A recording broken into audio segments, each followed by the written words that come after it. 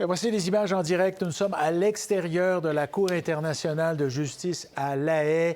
C'est attendu avec beaucoup de fébrilité et elle a été rendue, cette décision. En tout cas, je crois, Caroline pourra me le confirmer à l'instant. C'est la première étape, la première décision concernant les accusations de génocide portées par l'Afrique du Sud contre Israël. C'est un long jugement. Tout ça a commencé à peu près il y a 1 heure, presque, pratiquement, mot pour mot. Alors, naturellement, les partis à l'extérieur, il y a le camp palestinien et le camp israélien. Alors, on va suivre ces réactions-là. Alors, qu'est-ce qu'on a entendu jusqu'à maintenant?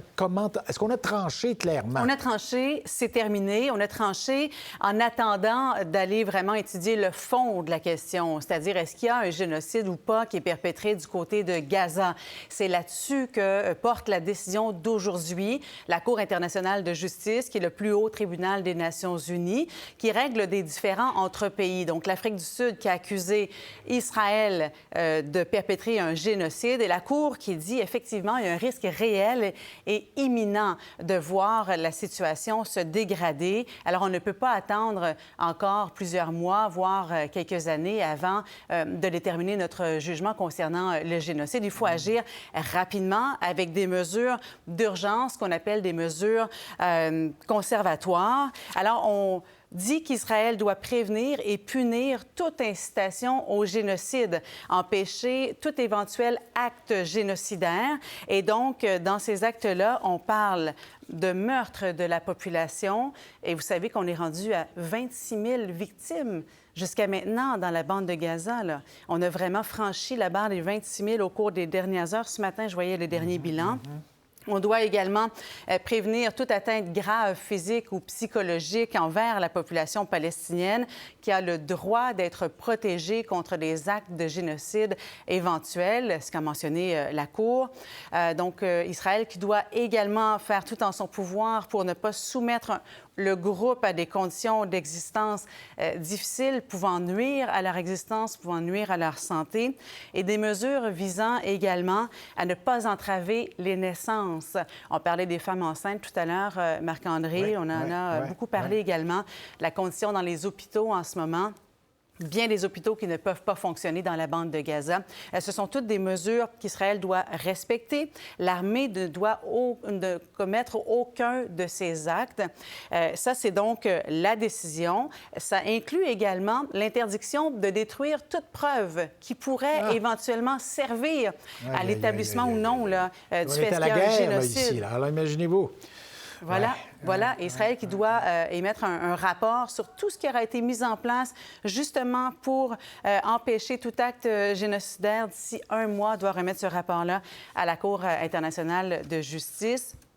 Il y a des réactions déjà. Le ministre palestinien des Affaires étrangères qui dit « Nous demandons à tous les États de veiller à ce que toutes les mesures provisoires soient mises en œuvre, y compris par Israël. Ce sont des obligations contraignantes, rappelle-t-on. » On se le disait, hein, c'est contraignant, la décision de la Cour internationale de justice. Mais ça prend une police.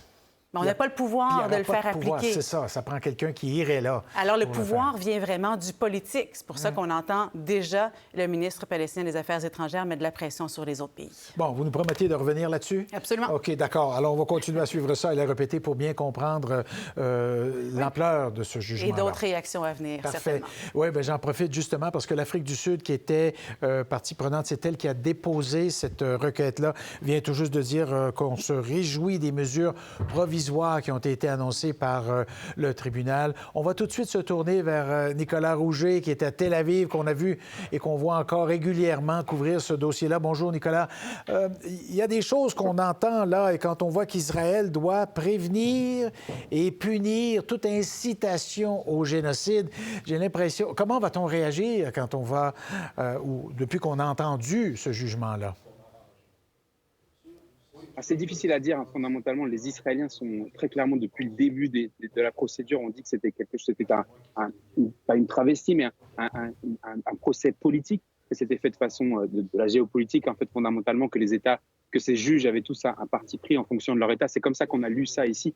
Très clairement, la Cour est accusée d'antisémitisme, comme l'ONU, comme les institutions de la Croix-Rouge. Tout cela, toutes les institutions internationales sont vues comme étant de toute façon arc-boutées contre Israël, d'un certain côté, contre l'État hébreu.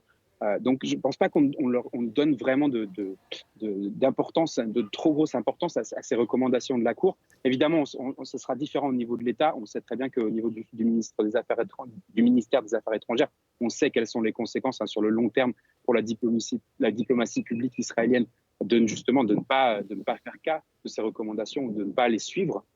Mais très clairement, dans la rue israélienne, en tout cas, pour l'instant, on ne voit pas cela comme quelque chose, c'est plutôt une victoire d'un certain côté. Ce qu'on voulait voir, c'est si le cessez-le-feu, si on allait forcer Israël d'une façon ou d'une autre à adopter un cessez-le-feu et donc du coup forcer encore une fois les États-Unis peut-être à être obligés d'exercer leur veto au niveau du Conseil de sécurité des Nations Unies pour empêcher ce cessez-le-feu que Israël veut déclarer selon ses propres termes. Donc pour l'instant, c'est une victoire sur le court terme et je pense que les Israéliens ne réfléchissent pas vraiment à ce qui peut se passer dans les 18-36 mois que cela va prendre pour aller jusqu'au jugement justement sur l'accusation de génocide elle-même. Mais on n'a pas vraiment l'impression qu'on va se soumettre, on l'a dit, à ce jugement-là, parce qu'on continue à pillonner sans relâche là, des secteurs comme ça dans la bande de Gaza. Il y a encore des Palestiniens là, qui doivent fuir les bombes.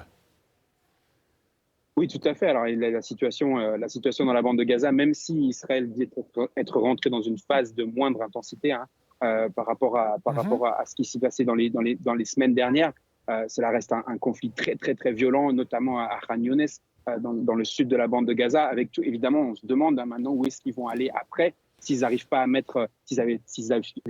à établir leurs objectifs militaires, c'est-à-dire d'arriver au moins à capturer quelques têtes du Hamas. Est-ce qu'ils vont aller plus loin? Est-ce qu'ils vont devoir aller jusqu'à la frontière avec l'Égypte, ce qui pourrait poser problème sur un front évidemment géopolitique pour les relations avec le voisin égyptien, mais aussi évidemment, ce serait une opération militaire très dure dans un endroit qui est dans une situation sanitaire et humanitaire absolument catastrophique.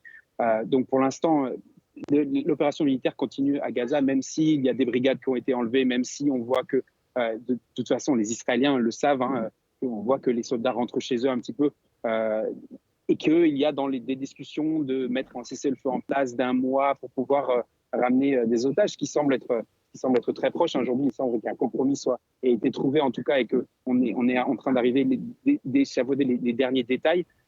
Ceci dit, l'opération militaire, elle va continuer jusqu'à ce que Israël décide d'en finir. Et on a préparé, depuis de longues semaines maintenant, on a préparé les Israéliens et la communauté internationale à ce que la guerre dure longtemps, qu'elle dure toute l'année 2024. Peut-être que ça prendra une autre forme, mais très clairement, ce pilonnage, ces combats au sol, ces frappes d'artillerie, elles vont continuer pendant encore quelques temps. Ah oui.